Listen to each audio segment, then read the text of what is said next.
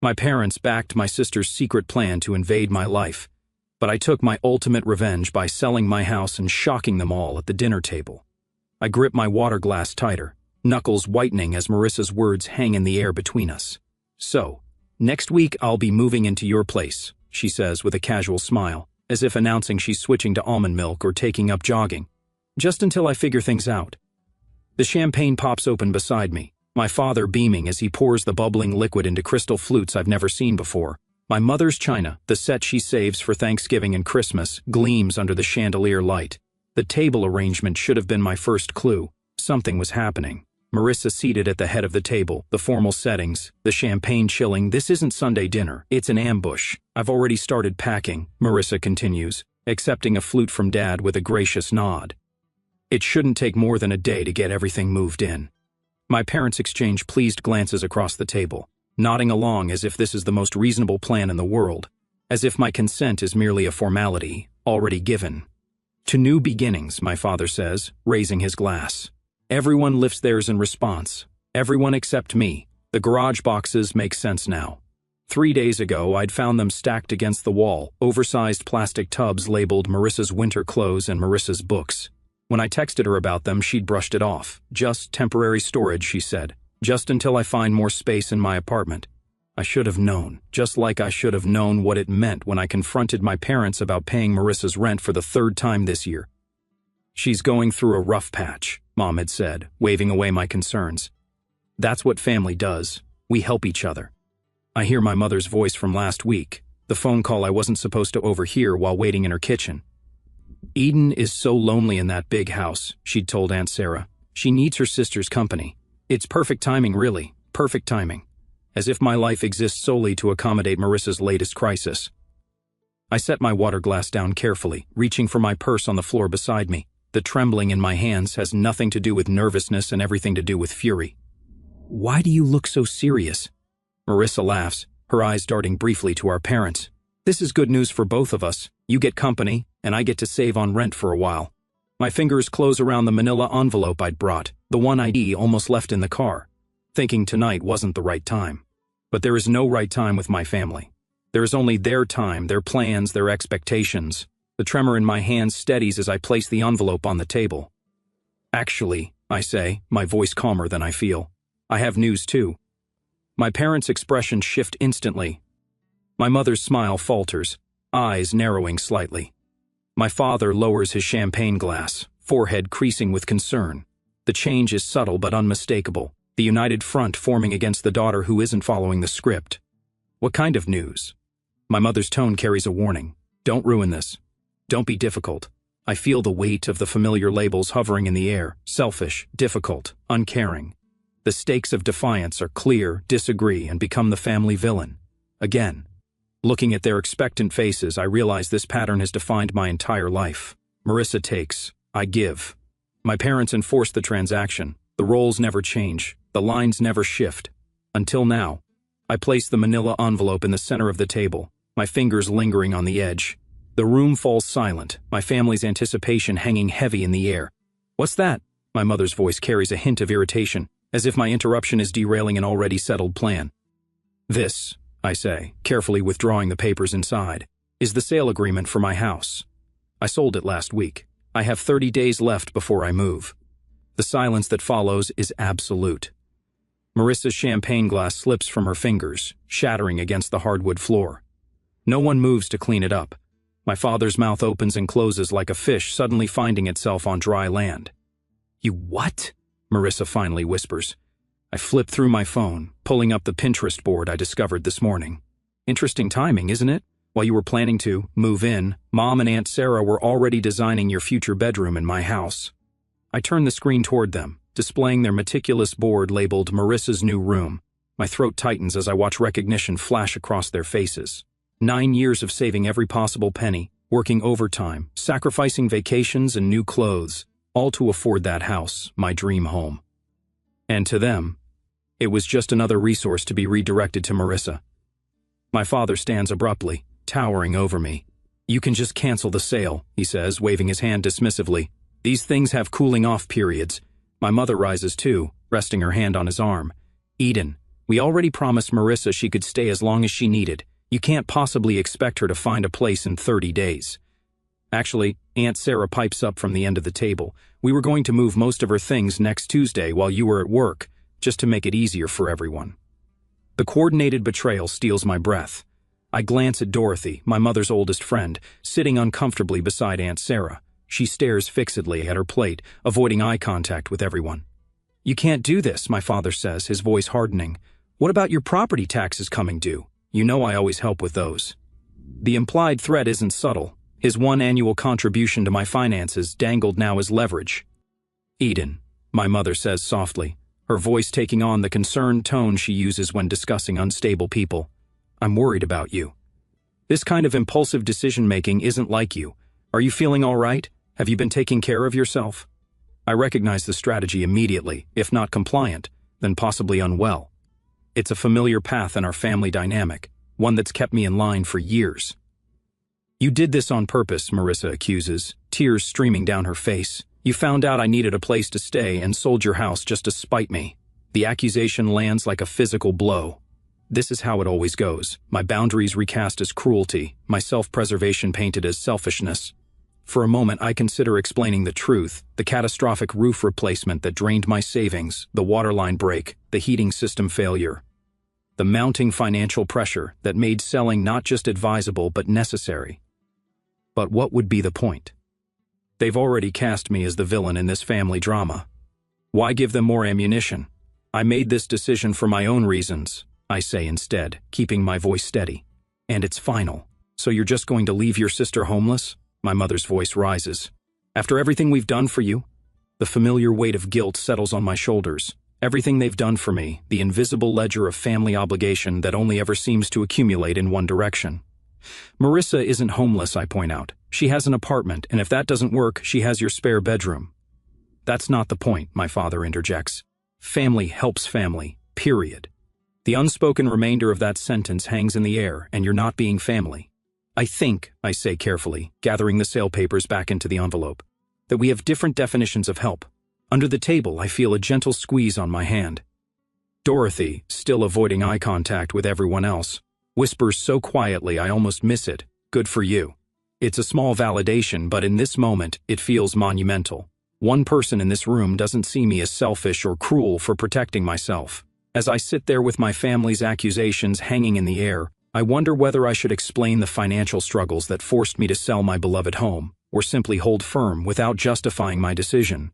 Would sharing my vulnerability help them understand, or just give them new ammunition to use against me? The first call comes Tuesday morning while I'm fixing my coffee.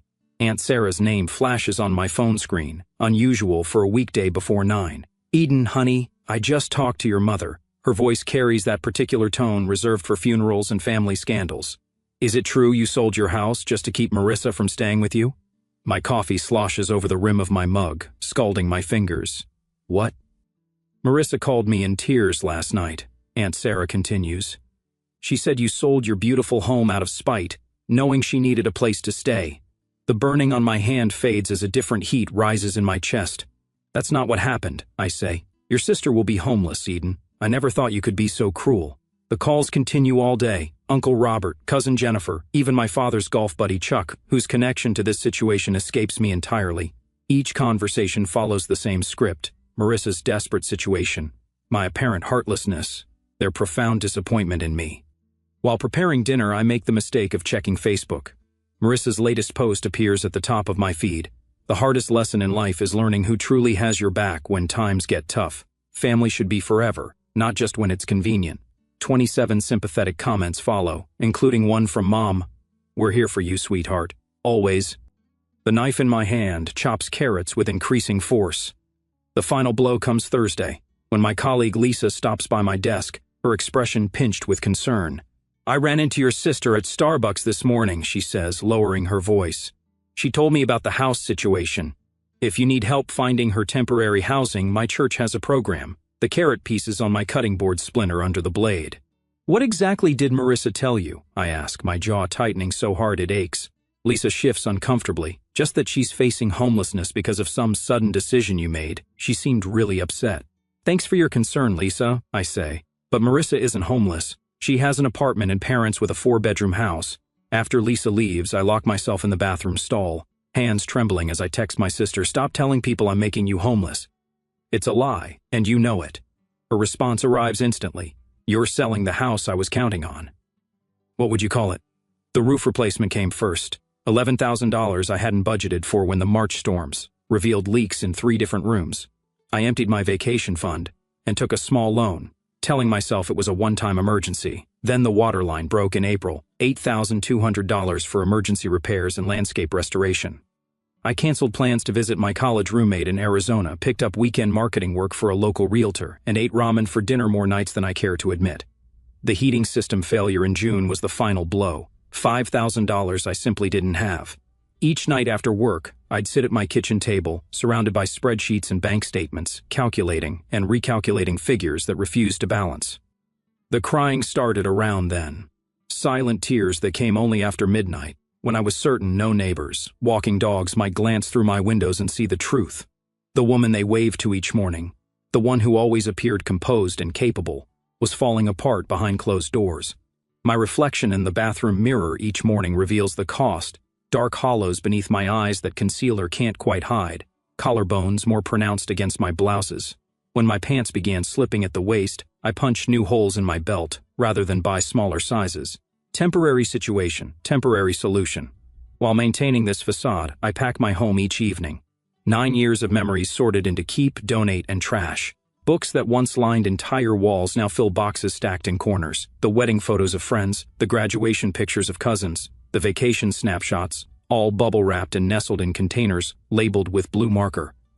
Through it all, I document everything. Bank statements in chronological order, house repair invoices filed by date and category, text messages screenshot and saved, a fortress of paper proof against the siege of family fiction. While packing my office bookshelf, I find a framed photo I'd almost forgotten. Me, standing on the front porch of this house the day I signed the mortgage papers, keys clutched in my hand, smile threatening to split my face. The realtor had taken it as a surprise, catching the exact moment I realized I'd actually done it, purchased a home entirely on my own. I traced the frame's edge, remembering that feeling, pride without a hint of apology, accomplishment without anyone else's approval attached. I place it carefully atop the nearest keep box, this tangible reminder of what I built and what no one can diminish. The doorbell rings Saturday afternoon while I'm wrapping dishes in newspaper. Through the front window, I spot my parents' Buick in the driveway, Marissa's red compact behind it. No warning text, no courtesy call. I consider not answering, but the knocking grows more insistent. When I open the door, they file in like funeral directors, solemn, judgmental, prepared to manage a difficult situation. Mom spots the boxes immediately. "You're really going through with this madness." I fold the newspaper around another plate, securing it with tape. "The closing is in 3 weeks. Your sister needs you." Mom's voice rises slightly. "You've always been selfish, but this is beyond understanding. Your sister needs you."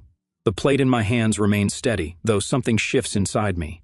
I've spent my entire life being told what Marissa needs. The words emerge calmer than I feel. "Did anyone ever ask what I need?" Dad clears his throat. "Eden, be reasonable. I need financial stability. I need to sleep at night without panic attacks about bills. I need to not drain my retirement fund for house repairs I can't afford." I continue wrapping dishes methodically. Unlike past confrontations, I don't stop what I'm doing to give them my full attention. I don't offer beverages or comfortable seats. I continue my work while they stand awkwardly in my half-packed kitchen. "We're your family," Mom says, her voice wavering between anger and disbelief. "Yes, you are. And I've never once asked you for money, not for college, not for my first apartment, not for this house, and not for the repairs that drained my savings." For once, they have no immediate response. Marissa stares at the floor, unable to meet my eyes. Dad examines the ceiling as if architectural features have suddenly become fascinating. I realize with startling clarity that I no longer need their approval or understanding. The constant ache for validation I've carried since childhood has quieted, replaced by something sturdier.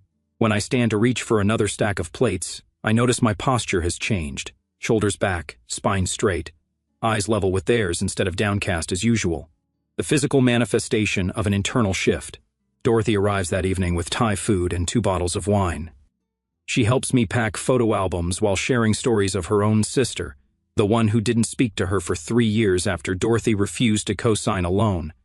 Family patterns are the hardest to break, she says, carefully wrapping a crystal vase my grandmother left me. But sometimes breaking them is the only way forward. Monday brings an unexpected text from my colleague Thomas. Need help moving? Got a truck and strong back. Family often sees us least clearly. Just say when.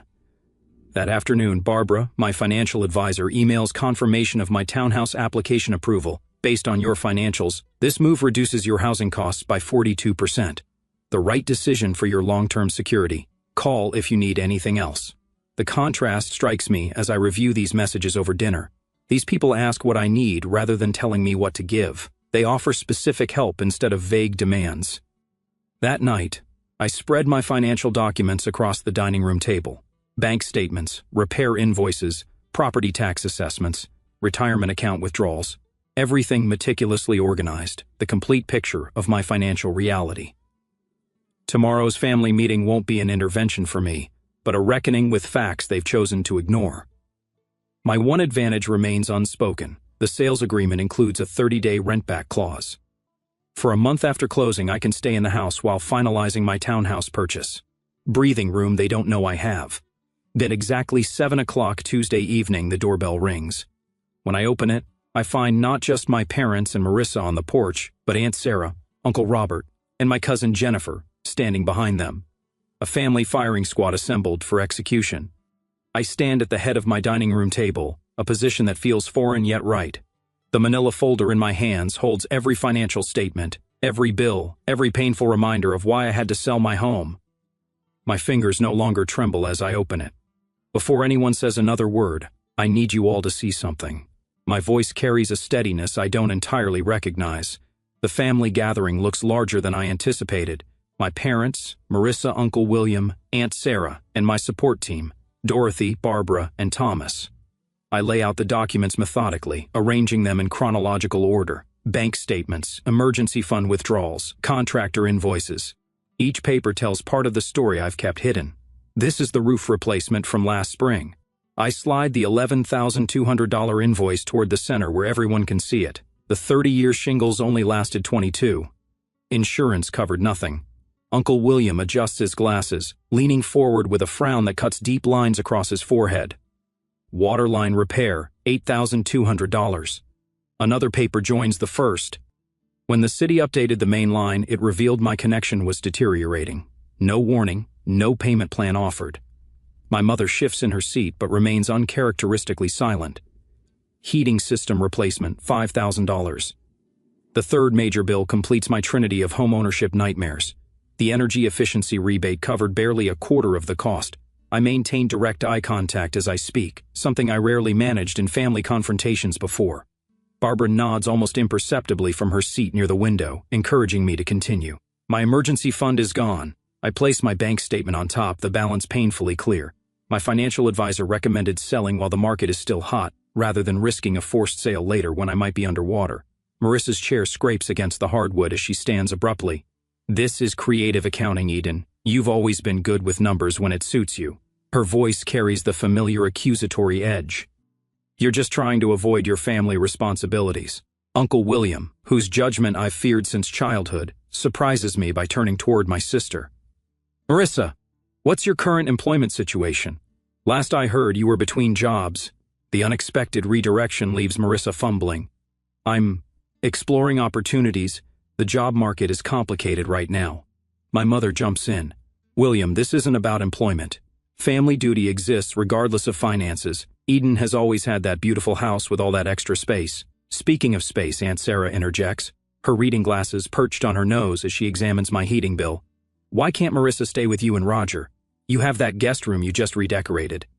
The conversation shifts like a current, pulling away from me and swirling around the room as family members begin questioning the arrangement I've endured my entire adult life. Dorothy clears her throat. I've known this family for 20 years. Eden bought her house without any family financial support. Meanwhile, I've watched Marissa receive help with rent, car payments, and credit card bills repeatedly. Her voice carries the weight of long observation. The pattern has been clear to everyone except those closest to it. Barbara straightens her blazer before speaking. As Eden's financial advisor, I can tell you that enabling financial dependency ultimately harms both parties. The one giving depletes their resources. while the receiver never develops crucial life skills. Thomas, sitting quietly until now, leans forward. My brother lived with my parents until he was 42. They paid his bills, made his appointments, solved his problems. When they passed, he had no idea how to function. He lost their house within a year because he never learned to manage money. He glances at my parents. Sometimes the most loving thing is to stop rescuing someone. The room falls unusually quiet as these outside perspectives penetrate the family mythology we've operated under for decades. Uncle William breaks the silence. Eden, why didn't you share these financial struggles sooner? I hesitate, the question catching me off guard. Should I maintain the privacy and independence that had served as my armor for years, or would opening up to select family members create the support system I never thought possible? Before I can answer, my father shifts in his chair, eyes fixed on the hardwood floor. It's the first time I can remember him sitting through a family discussion without dominating it. My mother's rigid posture gradually softens, her hands now resting open on the table instead of clenched in her lap. Marissa stands suddenly, grabbing her purse. This is ridiculous. You're all acting like I'm some kind of parasite.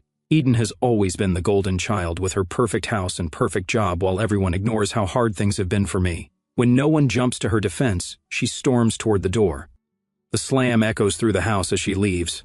Uncle William waits for the reverberations to fade before speaking again. I think it's time we had a family financial planning session for everyone. He looks pointedly toward my parents, including Marissa. My mother's eyes glisten with unshed tears, but for once, they're not being weaponized against me. My father reaches for her hand across the table, his face unreadable but his silence speaking volumes. For the first time in a family confrontation, I'm not the one left feeling like I've done something wrong. I arrange the last of my kitchen glasses into a box, wrapping each one in newspaper with methodical precision. My final week in my 30-day countdown, and the house already feels hollow, memories peeling away with each item packed. The doorbell rings. I check my watch, right on time. My parents are nothing if not punctual when they have an agenda. I open the door to find not just my parents, but Marissa too, standing on my porch like a united front. My mother clutches her purse with white knuckles. My father's smile appears rehearsed. Eat in, honey, my mother says, stepping inside without waiting for an invitation. We've been talking, and we think we've found the perfect solution. A compromise, my father adds, his voice carrying that false cheerfulness he reserves for difficult conversations. Marissa follows them in, her eyes darting around my half-packed living room before settling on me with a practiced look of gratitude. I really appreciate you hearing us out. They arrange themselves on my couch, the only piece of furniture not yet wrapped in moving blankets, while I remain standing. The power dynamic isn't lost on me. We know selling the house is your decision, my mother begins, punctuating her words with a nervous laugh. But instead of Marissa moving in with you, what if you helped her get her own place? My father nods enthusiastically, while carefully avoiding any mention of actual numbers. Just a loan to get her started. With your success, it would hardly affect you. Unlike me, Marissa interjects, her voice soft and rehearsed. Some people just have bad luck, you know? The implication hangs heavy in the air between us. You're successful. She's struggling. You owe her this. My mother leans forward, her voice dropping to a conspiratorial whisper. Eden, the family has always stuck together. If you can't help your sister just this once... She trails off, the threat clear. Cut Marissa off, and I cut myself off from the family. I walk to the dining room table where I've laid out several documents. They watch me, confusion replacing their certainty. I'm meeting with my lender tomorrow, I say, picking up a pre-approval letter. For a townhouse downtown. The monthly payment will be nearly 40% less than my current mortgage. I hand the letter to my father, whose eyes widen at the numbers. Selling this house isn't just about Marissa. It's about rebuilding my emergency savings after 3 major home repairs drained them. It's about reducing my financial stress. I take a deep breath. It's about finally prioritizing my financial health. My mother starts to speak, but I hold up my hand. I can't support Marissa financially, I continue, but I can help her support herself. I pull a business card from my pocket and hold it out to Marissa. She stares at it without taking it. Our marketing department has an entry-level position opening next week. The starting salary would cover rent on a 1-bedroom apartment. I spoke to HR yesterday, and they'd be willing to interview you. Marissa's mouth opens, then closes. For once, she seems genuinely speechless. This isn't charity, I add. It's an opportunity. Whether you take it is your choice. My father stands abruptly, moving toward the window where bare hooks show where family photos once hung. Eden, be reasonable.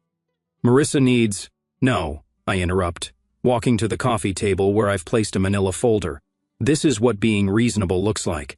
I open the folder and pull out a spreadsheet, placing it on the table between us. The itemized list contains every financial gift my parents have given Marissa over the past 5 years: car payments, rent supplements, credit card bailouts. The total at the bottom, circled in bright red, makes my mother gasp. I compiled this from the conversations you've had in front of me, I say. I suspect the actual total is higher. My father picks up the paper, his forehead creasing as he studies the numbers. This isn't love, I say quietly. It's dependence, and it's hurting both of you. My father opens his mouth to object, then falls silent, his eyes fixed on the spreadsheet. We just wanted to help her, my mother whispers, tears welling in her eyes. The best help is teaching someone to stand on their own, I reply, my voice steady despite the hammering in my chest. You taught me that once, remember? When I wanted to quit college because it was too hard. The memory hangs between us, my father refusing to let me move back home when calculus overwhelmed, me insisting I find a tutor instead. We're doing you no favors by making life too easy, he'd said then. Strange how principles change when applied to different daughters. The silence stretches, broken only by the sound of packing tape from the box I'd abandoned when they arrived. Finally, my father puts his arm around my mother's shoulders. We should go, he says quietly. They walk to the door, my mother not quite meeting my eyes. Marissa hesitates, looking back at the business card still in my hand. I don't need your charity job, she says, but there's less conviction in her voice than usual. I place the card on the entryway table. It's not charity. It's opportunity. She turns away, but as she follows my parents out, I catch her slip the card into her purse when she thinks I'm not looking. The door closes behind them. I stand in my half-empty living room, listening to their car start and pull away. The silence feels different now, not hollow, but open, expansive. I sink onto the couch, running my hand over the familiar fabric. Tomorrow, it goes into storage until I move into the townhouse. 9 years of memories in this house, and now an uncertain future lies ahead. I feel both liberated and isolated, triumphant and alone. The family dinner next month looms in my mind. Will they even still want me there? Has this confrontation permanently altered our relationships? The answering machine light blinks with 3 new messages, probably more relatives calling to weigh in. I ignore it, focusing instead on the business card Marissa took. One small step, perhaps the first of many. I stand in the center of my downtown loft, savoring the space around me. Sunlight streams through the windows, warming the hardwood floors beneath my bare feet. 3 months ago, this place felt foreign, a compromise rather than a choice. Now, it feels like the home I never knew I needed. Another box checked off the budget, I tell myself, updating my financial tracking app. My mortgage payment appears in green, a full 30% less than what I paid for the Craftsman. Barbara's weekly check-ins have transformed what was once my greatest source of anxiety into a structured ritual I actually look forward to. The kitchen island holds my newest purchase, a professional-grade camera that would have remained a distant wish in my old financial reality. My first photography class starts tomorrow evening, the course catalog still open on my tablet. I run my fingers over the camera's textured grip, permission to create rather than just survive. My phone buzzes with a reminder, Sunday dinner at my parents'. I feel the familiar tightening in my shoulders, then consciously release it. These dinners have changed, just as I have. Later, I step through my parents' front door, carrying a bottle of wine rather than my usual tension headache. Dad greets me with a hug that feels genuine instead of perfunctory. Eden, come see what your sister brought, he says, his voice carrying none of the comparative undertones that once filled our interactions. In the dining room, Marissa arranges flowers in a simple vase. She looks up, her smile reaching her eyes. They gave me my first business cards today, she says, pulling one from her pocket. Assistant marketing coordinator. Sounds fancy for someone who mostly makes coffee runs, but I'm learning so much. She hands me the card proudly, without the defensive edge that once colored her accomplishments. My mother appears in the doorway, carrying a casserole that isn't placed strategically closer to Marissa's place setting. Tell us more about the social media campaign you mentioned last week, Mom says, looking directly at Marissa. Then she turns to me. And Eden, how was your photography class? I blink, still adjusting to the novelty of balanced attention. As we eat, I notice my father asking thoughtful questions of both daughters, not just fawning over Marissa's every word. 1 week later, laughter fills my loft as Dorothy raises her glass. To homes that shelter us and boundaries that protect us, she toasts. Around my coffee table sit Thomas, Barbara, Uncle William, and me, my chosen family, alongside the blood relative who surprised me most.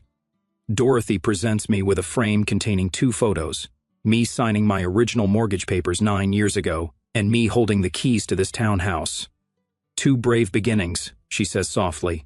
2 very different women, I add, recognizing how much I've changed. The following weekend finds Marissa and me at my kitchen table, surrounded by spreadsheets and calculator apps. So, if I put away 15% of each paycheck, I could have first and last month's rent by January, she says, chewing her lip as she runs the numbers again. Our parents sit on my sofa, watching this scene with a mix of pride and regret. We should have done this years ago, Mom admits quietly. We thought we were helping, but we were hurting both of you in different ways. Dad nods, his eyes revealing the difficult journey of unlearning decades of enabling behavior. As I watch Marissa calculate her budget with determination I'd never seen before, I wonder about the fine line between helping and enabling those we love. Is it ever possible to find the perfect balance between supporting family and maintaining healthy boundaries? Or must we sometimes allow others to struggle so they can truly grow?